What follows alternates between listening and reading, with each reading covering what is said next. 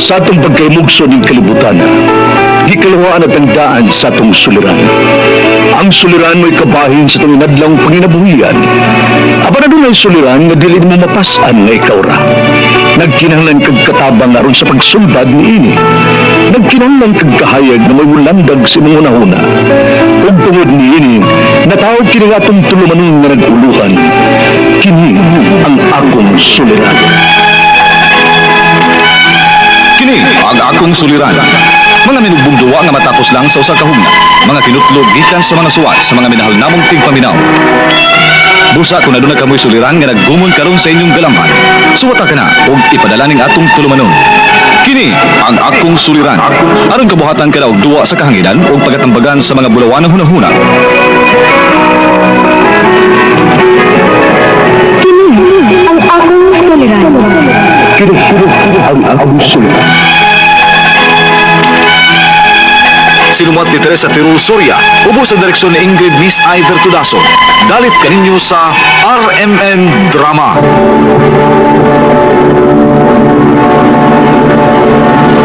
Recorded by X Thunder Gaming.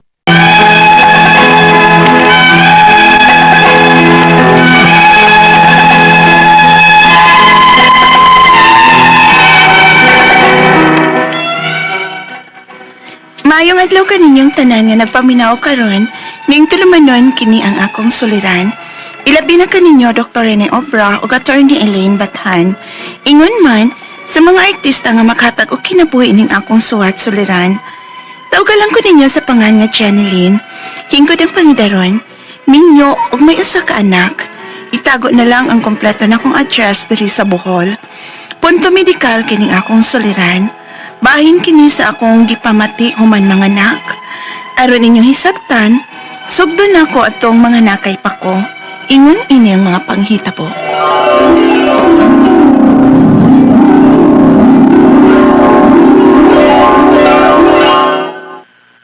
Tuwin, mato na kasi mong kabaw. Oh, ako nang kuhaon kay init na kaayo. Ano man? Hapiti ko kinog nga bayabas, pi. Ano sa mga pangalan na? Nga na ka? Nga, temper good. Wow naman nagkabuo ng imong tiyan. Siya ba? Kay bawal yun na siya nga paborito na ako ng bayabas. Bisan agtong dili pa ko buntis. Ang bitaw, napasugot ko ti ka dihang edad ang tiyag bayabas. Sign man to. Nga bisan, wa ka pa mahipaw, nga paborito na ko ang bayabas. Gidadaan ako ni mo. Mong, nakaingon gid ko nga, ikaw na ang the one. Sige ay. Magkapit kong panguha o hinog nga bayabas.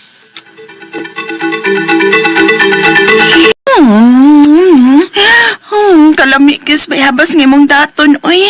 Kanang dili kayo lata ang pagkahinog ba? Kagumkum pa ang panit. Pero hinog na. Dito ko na magkuha sa kanhigi tukuran og bahay ni Lolo. Daan na ginang lugar nga daghan kay mga bayabas dito, sukad pa sa mga bata pa mi. Libo na lang karon kay wala man ang bahay ni Lolo dito.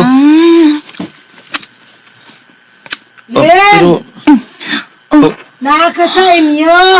Ay, si mama ni mo eh. ma! Dahil naming tunyo sa likod sa bahay. Agoy, ni aramang ko di ay mo din eh. Uy, saan nagkikaon ni mo, Jinilen? Bayabas, ma. Lami kay handa nga bayabas o nito nyo, ma. Dito ko na niya kuha dito sa gibiyaan nga bahay siyang lolo. Uy, ayaw pagsigikaon ang bayabas, Lin. Kay buntis ka na. O hapit na good ka mga anak.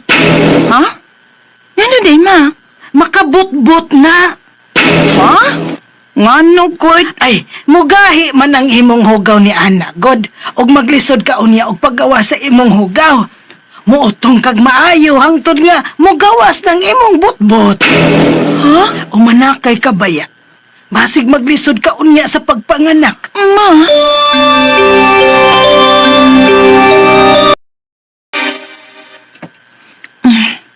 Hapit na kumahuman og panlaba. Jenilen. Ma? Oy, ngano gud ang taon ka nga nagpukong ka mang nang laba? Ngano naman sab, ma? Ayun si ngano, basa pagid kay ka oh. Shh! Sus, day! Ang panuhot ni mo ni Ana. Mama, gid uy, sige panghadlok, uy. Lin, mabdus gani, dili ka magpukong o maglingkod ka.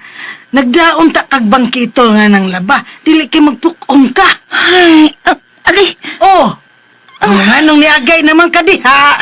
sakit man akong tiyan, ma. Sa, hoy, basig mga anak ka na, Ginelen!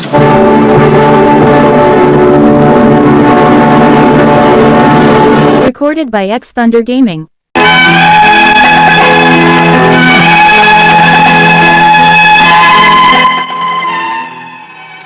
Nagsakit-sakit lang tong akong tiyan.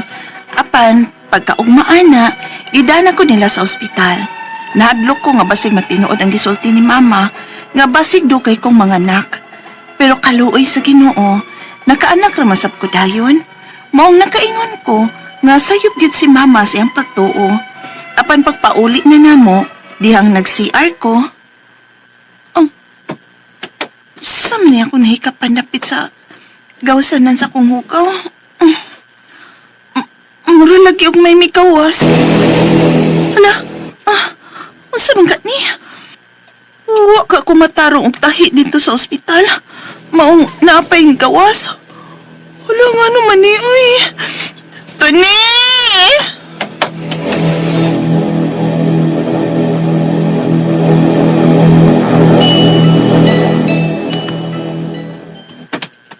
Ano na man nasagawasanan si mong hugaw? Ambot! Wa man tingali na mapilog tahi. Kaysa imo mong kinatawa migawas ang atong anak. Oh, day tuod sa. Mao na. Sa imo na nagkaratol. Pero nga nung naaman lagi ni gawas, unsa lagi ni?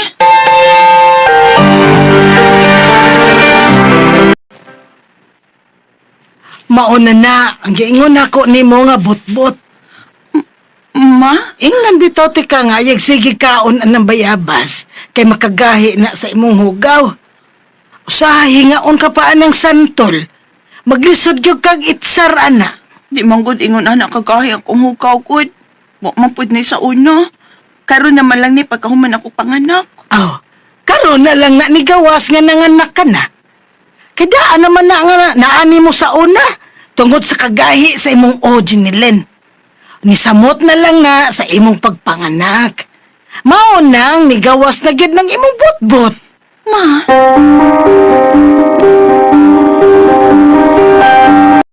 Uy, naku ana oy Jinilin. Ha? Ikaw nga lalaki, naasab ka ani? Ang! Parehas katang may gawsanan sa hugaw, no? Uy, nagtukong kami lang mga babay ang naaani ay. Kay kami ra may mga anak. Usa man din ni uy. Kalagi ni mama ni mga bot-bot. Sa Bisaya pa na almoranas. Sa English, hemorrhoids. Mao ba? Uy, ang ganang naaman ta ani uy bayot. Nga managlahi man ta. Ako babae niya, ikaw lalaki. Kaba ikaw ba ganyan yung kasi litok ka ng lalaki ko, ha? Oh. Ibto ka ng almoranas, timuran! Tarong bayot ba?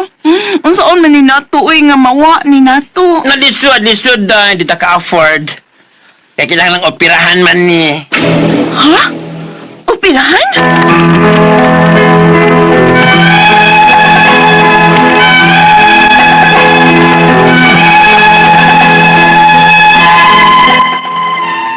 Nadlo ko sa giingon sa kailan akong bayot nga operahan ko nuning akong gitawag ni mama nga butbut o almoranas kon hemorrhoids. Ang ako mga pangutana mo kining mosunod. Unang pangutana, human ko manganak, may mikawas sa gawsanan sa akong hugaw. Nganong naaman ko ani? Gusto ba nga ang tawag ani kay butbut, almoranas o hemorrhoids? Ikaduhang pangutana, tinuod ba nga way tambal ani o operasyon lang ang pwedeng buhaton ani? Mahadlok man kog operasyon. Basig may tambal lang nga tumaron aron mawa ra ni. Og unsa man? Ikatulong pangutana. May mga pagkaon ba kung kinahanglang likayan o angay nga kanon aron dili ni siya mo grabe? O bawal naman ako ang mangal sa og bugat aron dili mo grabe og kawas? Ikaw pa to katapusan. Ingon na nga akong mama nga tungod ko nun sa pagsige na kong kaon o bayabas na makagahi sa kong hukaw. ug sa kanang mulingkod ko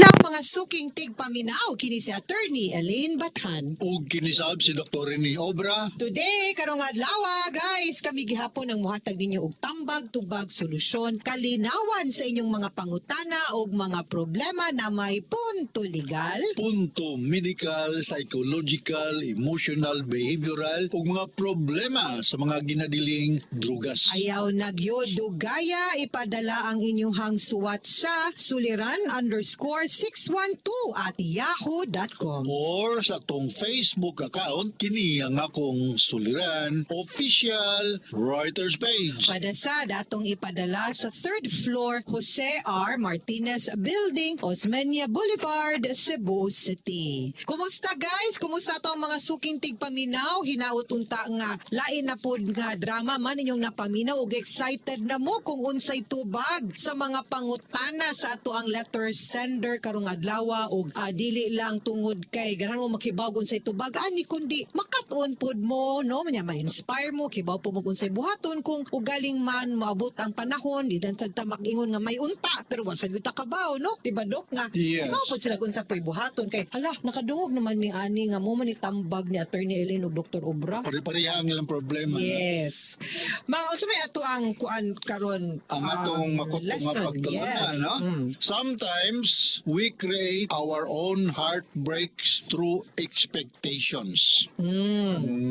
Ginana? Usahay kita na maghimo sa ato ang kaugalingong kagool. Maog yun. O, so usahay man good, mas maayo yun ang dili ka mag-expect, Dok. Bitaw. Oh. Kanang Murphy's Law kuno attorney. Wadto kuno kag usa ka lugar na kay mission, you expect the worst thing to happen. Mag-prepare ka. Yes. Rather than kumpiyansa ra kay ka. Oh. Kung namin nga, wa man lagi ka kulian, so good. Pero kung how about kung naay ka kulian, ya dili ka prepared. Oh, dapat prepared. Boy Scout, Girl Scout man ta, dapat laging handa. Mga greetings today. Yes, mayong pagpaminaw na ako gining sulat ato ni mga birthday celebrants na no. Ni Mirasol Distacamento da sa Grandeur Wellness Spa. Gikan ni Nining sa Bruso, Lourdes Annabel Christie. Regards nyo diya sa Mahayahay Kanduman Talisay. Ug ngadto ni Joel Salgado, ikan ni Tata no. Happy birthday. Gikan ni Tata kumalikon diya sa Surigao del Sur. Ug ngadto ni Tata Tan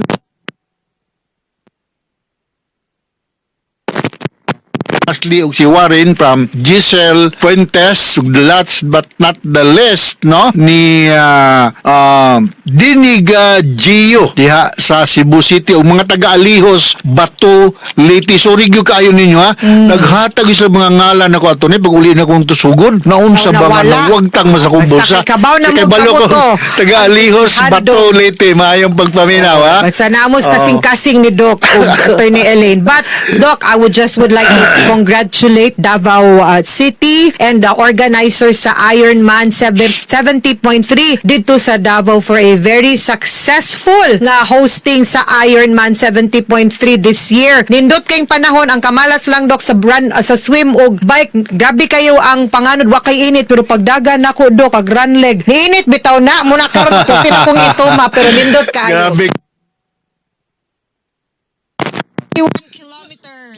21 kilometers. 10:30 in the morning. Naglisod magani may human sa 3 kilometers. Buyag.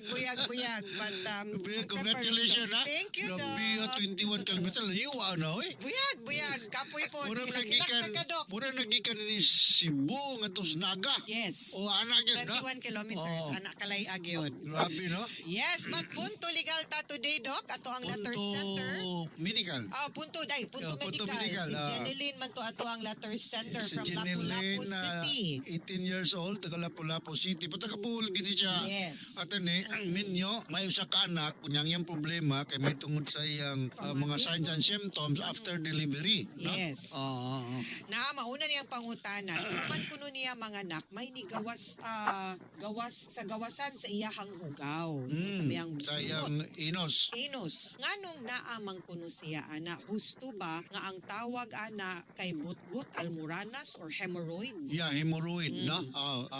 Ang mga concern yun nga mga doktor sa mga yun problema, mga surgeon, no?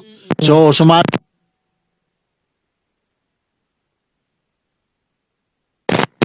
external. So kana makita nimo diha murag cauliflower da sa around the anal opening mo na external hemorrhoid. Kini siya due to compression, due to abnormalidad sa pagdaloy sa dugo diyang dapita, due to daghang pang mga rason, no? Delivery o kanang pag-pregnant, kanang maunay usa sa mga trigger nga nakaingon ni. But kung kuan lang gyud ka, hygienic lang gyud ka, naamagani ni siya pero dili gyud sama sa mga less ang imong kalimpiada, no? So naatay mga tambal ni ani, no? I do not know during my practice dito sa Zamboanga as a general practitioner, ako ni tagaan og binuruton. But another way to control this kind of problem is for you to lingkod ka sa palanggana nga na ininit-init nga tubig para nga malisen ang discomfort. But ultimate yun nimong solution is to approach a surgeon. Sila mo decider kung operahan ba o dili ba. Okay. Kayo sa ingon manggod pod nila Doc no on the part sa babay balabaw nagikan kag panganak tungod gani kay pag-utong. Pag-utong nimo murag mo gawas na siya. Na pressure ba? Correct.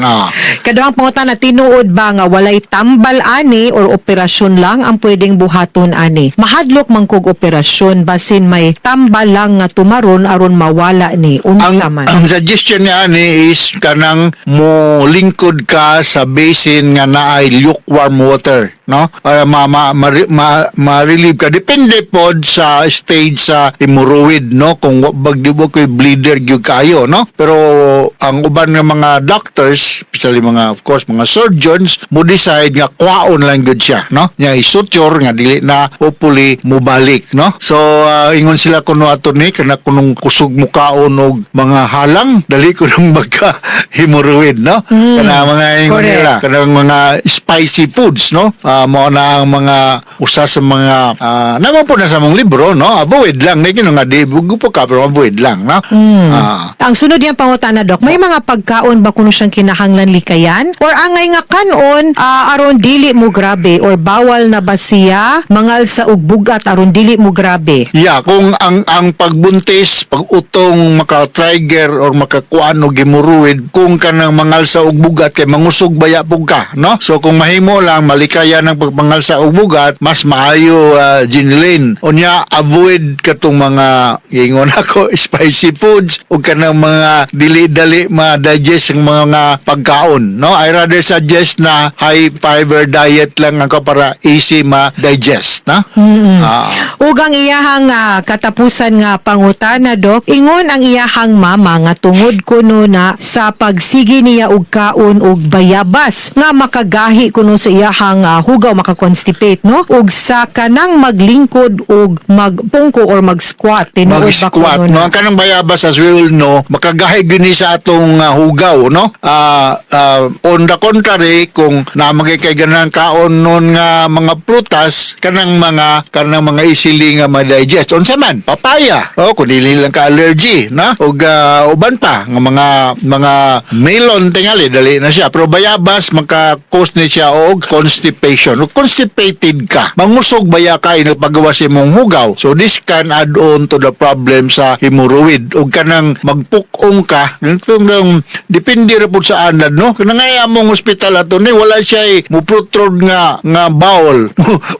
Mo pukong gyud ka. Depende ra pud sa among architect sa imong balay, no? Pero ang sagaran magana to good nga mulingkod man ta sa bowel kung mo pagawas ta sa tong hugaw, no? Pero kung mo pukong ka, uncomfortable comfortable bayan sa kanya mangusog ba imong mga leg muscle ug imong muscle sa batak. So avoid na lang magpungko para nga dili mo grabe ang imong hemorrhoid. Okay. Mga sukintig paminaw, hinaut unta nga naamoy na kutlo na pagtulunan karong adlaw. Kini si Attorney Elaine Bathan. O kinisab si Dr. Rene Obra. Daghan kayong salamat sa inyong pagpaminaw sa atong tulumanon. Hangtod sa sunod nga sugilanon din higapon sa tuang programa. Kini ang akong suliran gikan sa RMN Production Center. Radio mo nationwide.